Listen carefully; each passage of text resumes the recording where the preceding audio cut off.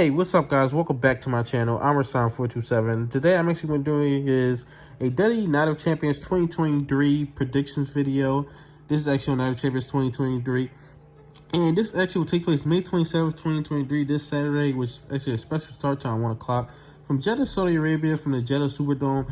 And this is actually a very interesting Night of Champions. This will be the first Night of Champions, I believe, to not feature every championship being defended, which that's the whole concept of Night of Champions. I thought that was a concept, but it's like 3 or 4 titles that are not being defended, which I believe is the U.S. title, the WWE Women's Tag Team Championships, and both of the Undisputed Championships, Undisputed World titles won't be defended either.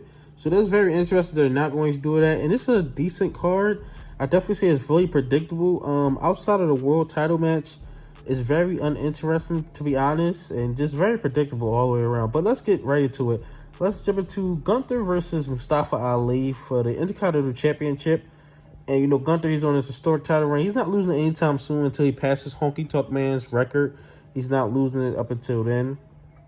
And I definitely think this would be a great match. Mustafa Ali is great. Gunther is great also. And I definitely be looking forward to this match and everything they actually doing. Gunther would definitely pick up the victory. And it's interesting. I don't know why they put Mustafa Ali in this match. I guess because they're in Saudi Arabia. Riddle would have made a lot more sense to me personally. I'd be a lot interested in this match, even though Riddle wouldn't have won. But just like he was just feuding with Dolph Ziggler, now he's in an Intercontinental Championship match. So that really doesn't make sense to me. But Gunther is picking up the victory. Absolutely. So I definitely think there'll be a great match. Probably will kick off tonight, to be honest, that match. Gunther versus Mustafa Ali. I got Gunther picking up the victory. Second match I actually want to talk about. This is the most least interesting match on this whole entire card to me. Becky Lynch versus Trish Stratus. I do not know why this is happening. I hope they end it here, but I don't think they'll end it here. I think this is going to lead up to a SummerSlam blow-off match. I mean, who wins? I mean, when they're on TV, I literally tune out. I just completely tune out of both of these women. I'm just going to be honest. I'm a huge fan of Becky Lynch. I like Trish Stratus, but I just completely tune out. This whole feud, I'm just not feeling it at all. But I'm going to go with Becky Lynch, I guess. I mean, I really don't. The problem is I don't know if this is the last match or this is going to continue. If this is going to continue, then Trish Stratus is going to win. This is the one and only match, one and done. Becky Lynch is going to win. But I really don't know. I'm going to go with Becky Lynch, but that's just, it is what it is with that one. And next match I want to talk about is actually Rhea Ripley versus Natalya. Now, for, you know, Natalya, she's a great wrestler, great helping hand. She's a person who can stick in to any big women's titles match and she will make sense. But to say that she'll actually win, I go with absolutely not. Rhea Ripley is picking up the victory. I don't know what they're doing with the SmackDown and Raw Women's Championships. I heard they're going to change it to the WWE Women's Championship and the World Women's Championship. I guess that's why it don't matter to SmackDown and Raw. They really have not explained that at all. But we just have to see about that. But Rhea Ripley, I got her picking up the victory over Natalya. This is just basically just a placement match. It was the same thing with what they did at Backlash with Zelina Vega. Now, when is Rhea Ripley going to actually get some competition? That'll be something to see when she'll actually get some competition, because she really has none right now. They're just putting her in random matches. She hasn't had a real feud yet. So we'll just see about that. Rhea Ripley, I got her picking up the victory right here in Saudi Arabia. That's just what I think. The next match, Bianca BelAir versus Asuka. Now, this has been an ongoing feud since WrestleMania. If they weren't going to put the title on Asuka at WrestleMania, they're not putting the title on her right now. Especially since, you know, Bianca BelAir is going to hold this championship. Now, some people are predicting that Charlotte Flair is going to be the one, which makes sense because Bianca and Charlotte was a match that they were talking about doing this year. I think they're going to do it at WrestleMania 40. Now, will Bianca hold the title all the way to WrestleMania 40? That'll be something interesting. I think there's a chance that she will hold the title all the way to WrestleMania 40. Especially if she does a heel turn, I think that'll be a lot more to do. Unless she faces Charlotte at SummerSlam. I don't know what they're doing with that. But I definitely think Charlotte's the one that'll do it. But if she does a heel turn, I feel like that can extend her title reign, because then they'll bring another element to her character and stuff like that. But Bianca is definitely picking up the victory. If they weren't going to have, like, a lot of people thought EO was going to win. If they wanted Bianca to lose the championship, it would have happened at WrestleMania at this point. That's just what I believe. It would have happened at WrestleMania. But I got Bianca BelAir retaining the championship. And let's get into the triple main event, is what they're calling it. Now, the first match I'm going to talk about is tag team match. Kevin Owens and Sami Zayn versus the Bloodline, Roman Reigns and Sokia. This is very interesting. This thing can literally go either way. I'm going to go with the Bloodline picking up the victory. And the reason why is, now I don't know if this is all the way true. You know, there could be storyline, could be other stuff. But they actually said that the Usos aren't going to be there. So if the Usos aren't going to be there, I can't see them having Roman Reigns and Sokia losing clean. So if the Usos ain't going to be there, then they're going to win. The only way that Kevin Owens and Sami Zayn were going to pick up the victory is if it was a screwy finish with the Usos actually costing Roman Reigns and Solo the championship. So, which I don't know what that means for the tag team championship. If Roman Reigns, he has to stick around, because for them not to have tag team like the tag team division already isn't that great. So for them to put the tag team titles on Roman Reigns, I mean Solo's gonna be there every week, but for them to put the tag team titles on Roman Reigns, just like unless he's gonna have a short title reign, but it's like you doing that, you gonna put like does he really need the tag team championships? No, but I'm gonna go with Roman Reigns and Sokia picking up the victory.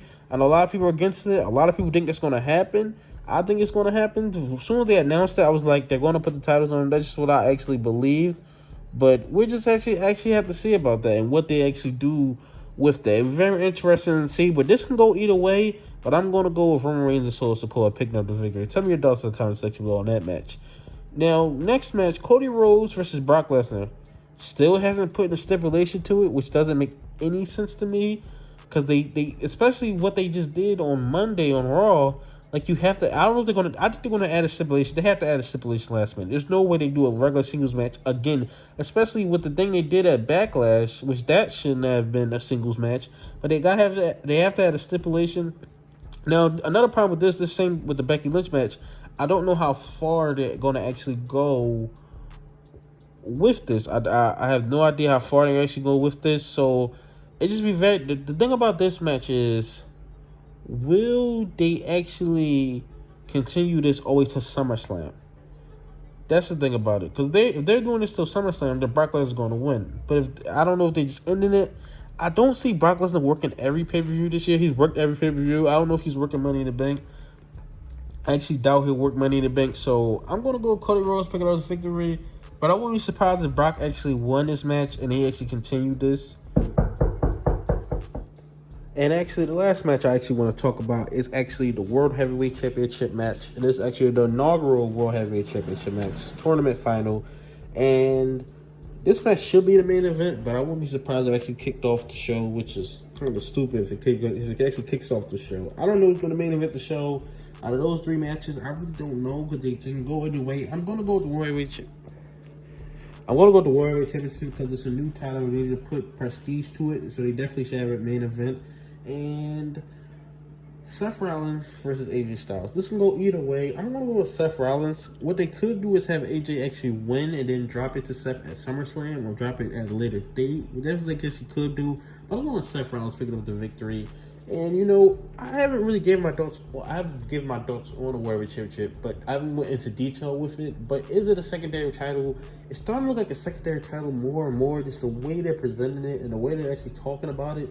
It's just so weird. The way they actually just set this whole thing up, it's just so weird.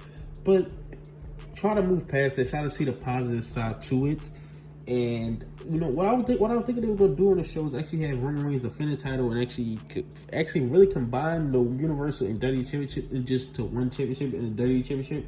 But they're not doing that just because he's not defending the title. They're gonna unveil a new title for him, like just a new WWE Championship for him. But they're not doing that, so it's gonna still be 3 World Championships. I don't know when they're splitting it up in just to 2, but it's still 3 World Championships technically in WWE. So with the World Heavyweight Championship, I'm going with Seth Rollins picking up the victory. But yeah, tell me your thoughts in the comment section below. What do you think? You think that Seth Rollins, AJ Styles definitely go either way. The only problem is how do you move AJ Styles and the whole OC over to Raw? Because once you move AJ Styles, the OC is actually absolutely done. You need the OC over there with AJ Styles. So what do you do with it after that? That'll be very interesting. But yeah, tell me your thoughts in the comment section below. What are your predictions for Night of Champions 2023? I think this actually be a really good card. I don't think it's going to be near as great as WrestleMania or Backlash. I just don't think that.